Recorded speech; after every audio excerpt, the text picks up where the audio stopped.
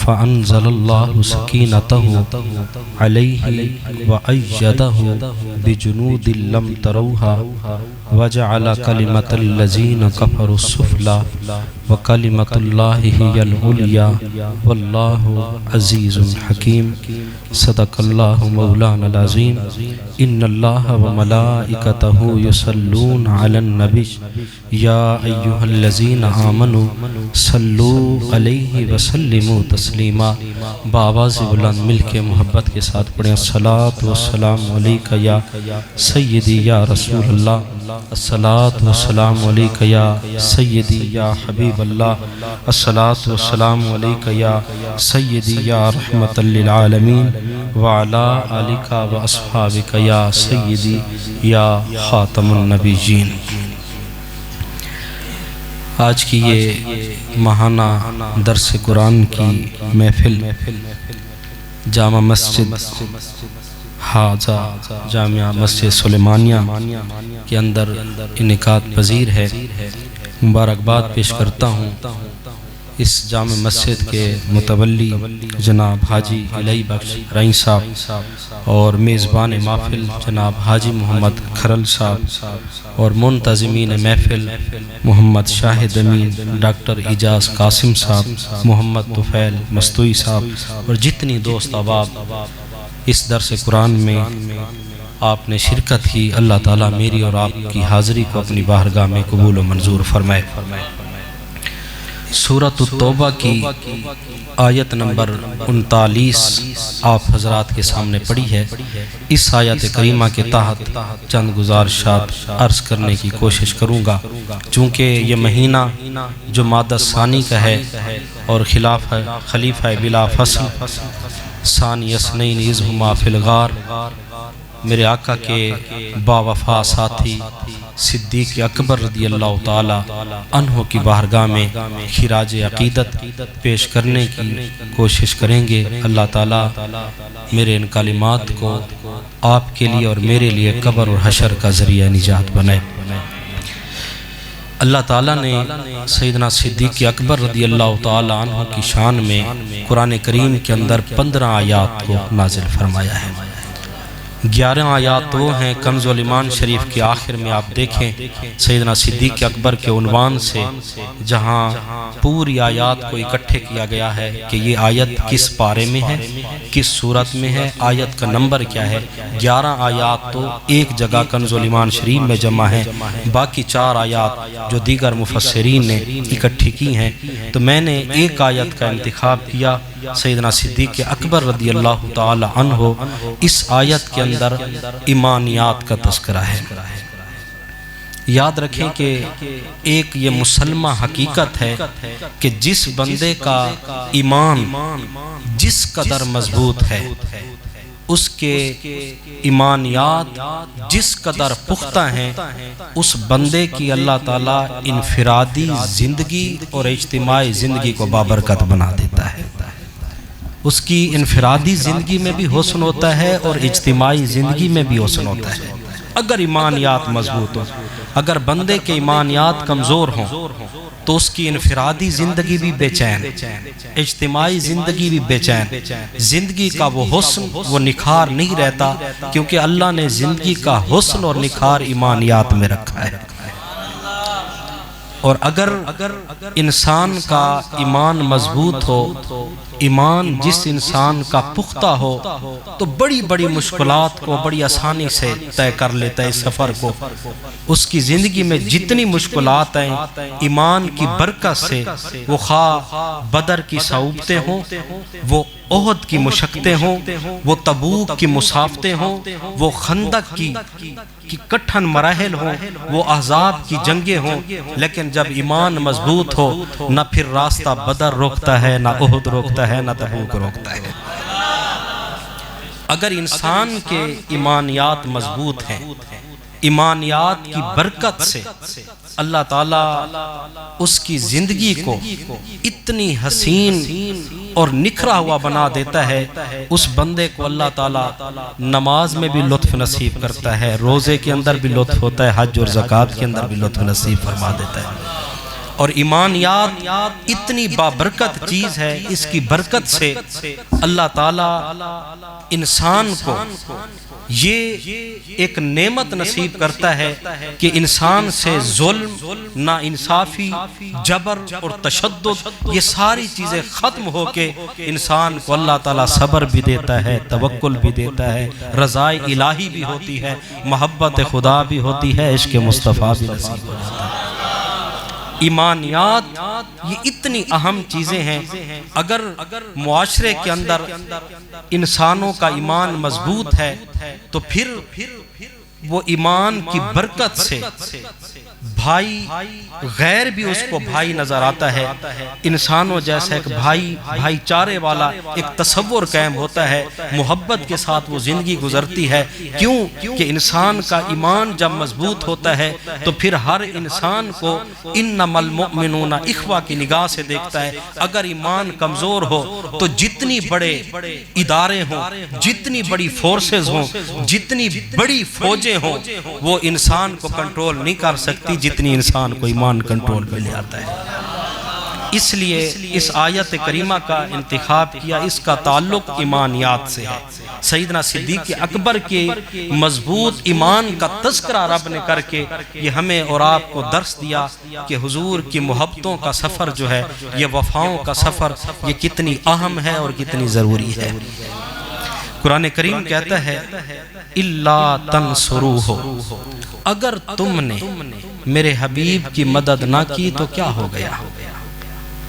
13 سال مکی زندگی کے اندر میرے محبوب نے شب و روز ایک کر کے تمہیں جہنم سے بچانے کی تدبیر کی، ایک ایک کا ہاتھ پکڑ کر سرکار نے پوری کوشش کی، لیکن تم میں سے بدبخت ٹھہرے۔ اگر میرے محبوب کی تم نے مدد نہ کی، اِلَّا تَنْصُرُوهُ اصل میں تھا ان اللہ، اس کو بنایا گیا اللہ۔ اگر ان کا معنی اگر، لا تنصروہ تم نے مدد نہ کی، اگر تم نے میرے حبیب کی، میرے یار کی تم نے مدد نہ کی تو کیا ہو گیا؟ فقد نصرہ اللہ، اللہ نے صدیق باوفا کے ذریعے اپنے حبیب کی مدد فرما دی۔ ابو بکر ابو بکر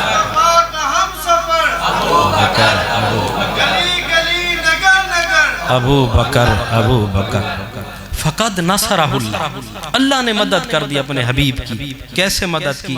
اذ اخرجہ الذین کفروا، جب کافروں نے میرے محبوب کے راستے کو تنگ کر دیا، میرے محبوب کو وطن چھوڑنے پہ مجبور کر دیا۔ میرا حبیب راتوں رات سفر کرتا ہے، سرکار نے پہلے فرما دیا تھا اے بکر میں رب کے حکم کا منتظر ہوں، ایک دن ہم نے ہجرت کر کے مکے کو چھوڑ کر جانا ہے، میرے منتظر رہنا کہ کبھی کوئی رات آئے گی۔ جب سے سرکار نے فرمایا تھا میرے آقا کا یہ بے وفا ساتھی اس رات سے سویا نہیں کہ کبھی دستک نہ آ جائے سرکار کی بار، ساری رات جاگ کے گزارنے والے یہ صدیق اکبر جس کو قرآن کہتا ہے فقد نصرہ اللہ، صدیق اکبر کی مدد کو رب اپنی مدد فرما رہا ہے۔ اگر تم نے مدد نہ کی تو کیا ہو گیا؟ فقد نصرہ اللہ، میرے یار کی مدد میرے صدیق باوفا نے کی۔ جب تم نے مجبور کر دیا، میرے محبوب نے راتوں رات سفر کیا۔ اذ اخرجہ الذین کفروا، کافروں نے مجبور کیا، میرے محبوب نے وطن کو چھوڑا، رات کے وقت سفر کیا۔ قرآن کہتا ہے ثانی اثنین، ان دو میں سے دوسرا، ثانی کہتے ہیں دوسرے کو، اثنین کہتے ہیں دو کو، دو میں سے دوسرا۔ اب اثنین دو یہ تو متعین ہے، ہوا ابو بکر ہوا محمد الرسول اللہ، اس بات میں کسی کا اختلاف نہیں ہے۔ دو سفر کرنے والے اثنین کون تھے؟ یا محبوب خدا کی ذات تھی یا صدیق باوفا کی ذات تھی؟ یہ دو میں سے دوسرے، یہ دونوں چل پڑے۔ ثانی اثنین، قرآن کہتا ہے دو میں سے جو دوسرا تھا۔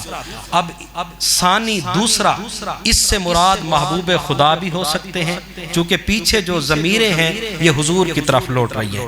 اِلَّا تَنْصُرُوهُ، یہ ہو ضمیر، اگر تم نے میرے محبوب کی مدد نہ کی، فَقَدْ نَصَرَهُ اللَّهُ، ناصرہ کی ہو ضمیر بھی لوٹ رہی ہے محبوب علیہ السلام کی طرف، تو یہ دونوں ضمیریں لوٹ رہی ہیں حضور علیہ السلام کی طرف۔ اگر اس بات کو دیکھا جائے تو پھر دوسرے ہوں گے محبوب علیہ السلام کی ذات۔ وہ کیسے؟ فرمایا ثانی اثنین کے اندر اللہ نے صدیق اکبر کی وفاؤں کا تذکرہ، محبوب علیہ السلام کی بارگاہ کے اندر خدمت رسول کا تذکرہ اللہ نے ان وفاؤں کے ساتھ کنایے کی صورت میں کیا کہ صدیق وہ با وفا میرے محبوب کا ساتھی تھا کہ ثانی اثنین محبوب بعد میں غار میں داخل ہوئے، صدیق اکبر نے پہلے صفائی کر کے محبوب کے لیے انتظام فرما دیا۔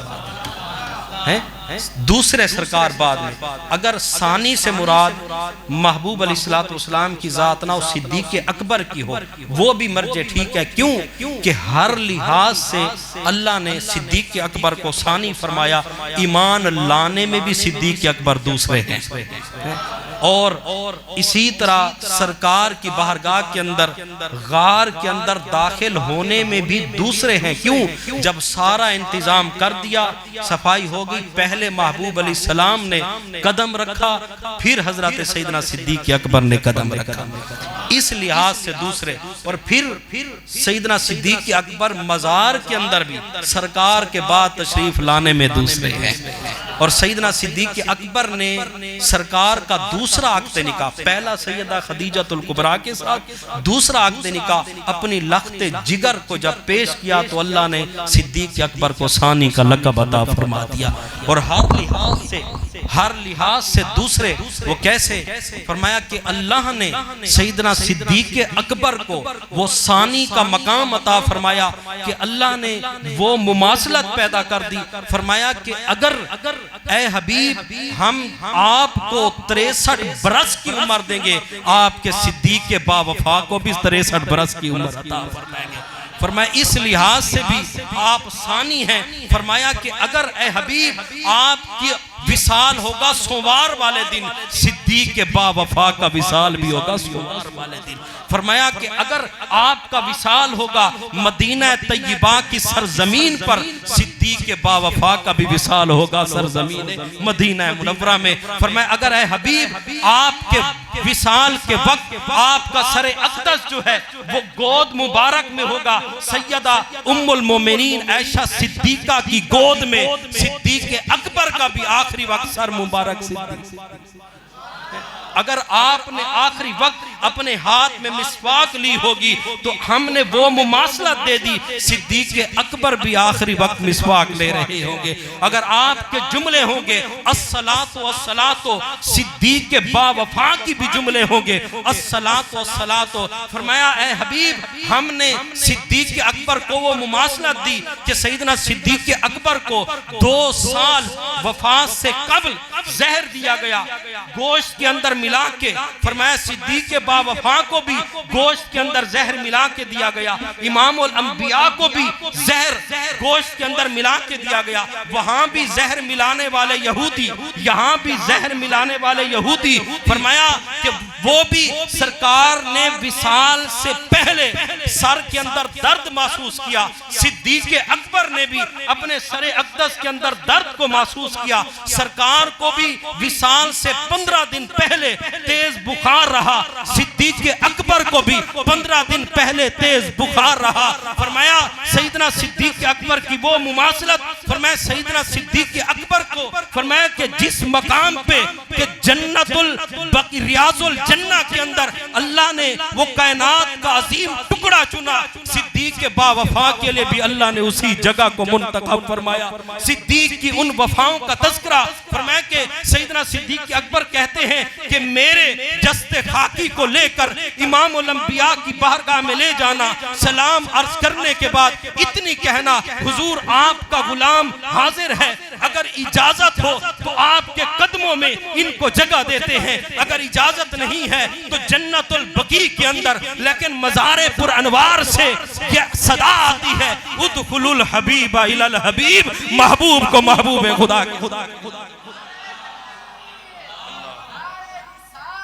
یا رسول اللہ ادخلوا الحبیب الی الحبیب، محبوب کو محبوب کے ساتھ ملا دو۔ اور حضرت امام زین العابدین سے جب کوفیوں نے سوال کیا کہ شیخ کریم سیدنا صدیق اکبر کا مقام کیا تھا، آپ نے مزار پرانوار کی طرف اشارہ کر کے کہا ذرا غور سے دیکھ اس منظر کو، کتنی قریب سوئے ہوئے ہیں۔ فرمایا جس طرح تو آج مزار پرانوار میں محمد عربی کی معیت صدیق اکبر کے ساتھ دیکھ رہا ہے، سرکار جتنی عرصہ آپ حیات رہے صدیق اکبر سرکار کے ساتھ ایسے رہے۔ اور لوگوں نے جب سوال کیا کہ تم کربلائے معلیٰ میں سونے کی ایک خواہش رکھتے ہو، کیا وجہ ہے؟ اس نے کہا جو امام حسین کے ساتھ سو جائے 40 میل دور تک ہو، امام حسین کی برکت سے اللہ تعالیٰ اس گناہگار کو جنتی بنا دیتا ہے۔ میں نے کہا 40 میل مسافت پر اگر حسنین کریمین امام حسین کے ساتھ سونے والا غلام، اس کی شان یہ ہو کہ اللہ بلا حساب بخش دے، تو جو حسین کے نانا جان کے ساتھ سویا ہوا ہے اس کا 40 میل کا بھی فاصلہ نہیں، اتنی قربت۔ ثانیس نہیں، دو میں سے دوسرا، ہر لحاظ سے دوسرے، ثانیس نہیں، دو میں سے دوسرے۔ اذ ہما فی الغار، قرآن کہتا ہے جب دونوں ہستیاں غار میں داخل ہو رہے ہیں۔ ہما تسنیہ کی ضمیر، ہما سے مراد سیدنا صدیق اکبر اور امام الانبیاء صلی اللہ علیہ وسلم کی ذات اقدس، اور یہ ہما کی ضمیر دو اشخاص بول کر اکٹھی ضمیر لوٹانا، یہ ایک اتحاد اور مماثلت کو بیان کرنا ہوتا ہے۔ قرآن نے ایک مقام پہ کہا واللہ ورسولہ احق ان یرضوہ، اور ان یحبہما، جو ان دونوں سے محبت کرے، ذات خدا بھی ہے ذات مصطفیٰ بھی ہے، ان یحبہما، ہما کی ضمیر اکٹھی لٹائی گئی، یہاں اذ ہما تسنیہ کی ضمیر لٹا کر فرمایا کہ پہلے صدیق اکبر محبوب کی وفاؤں کا سفر طے کرتے کرتے فنا فی الرسول کے مقام پر تھے، جب غار ثور تک پہنچے اب فنا فی الرسول نہیں، اب اللہ نے فنا فی اللہ کا مقام عطا فرما دیا۔ اذ ہما، یہ دونوں زمین اکٹھی لٹا کے فنا فی اللہ کا مقام، اس لیے حضرت عمر یہ دعا کیا کرتے تھے۔ لوگوں نے پوچھا اے عمر آپ کی نیکیاں کتنی؟ فرمایا کہ میرے دل کے اندر ایک تمنا ہے، ایک آرزو ہے، واللہ آن یک شب ازاں از در غار بود، فرمایا خدا کی قسم وہ ایک رات جو غار ثور میں صدیق اکبر نے محبوب خدا کے ساتھ بسر کی، واللہ آن یک شب ازاں از غار بود بہتر بود از عمر ہما عمر، فرمایا عمر فاروق کی ساری زندگیاں کی نیکیاں ایک پلڑے میں رکھی جائے، غار ثور کی خدمت مصطفیٰ والی نیکی دوسرے پلڑے میں رکھی جائے، عمر کی نیکیاں کم ہو جائیں گی، غار ثور والی نیکی مل جائے گی۔ ابو بکر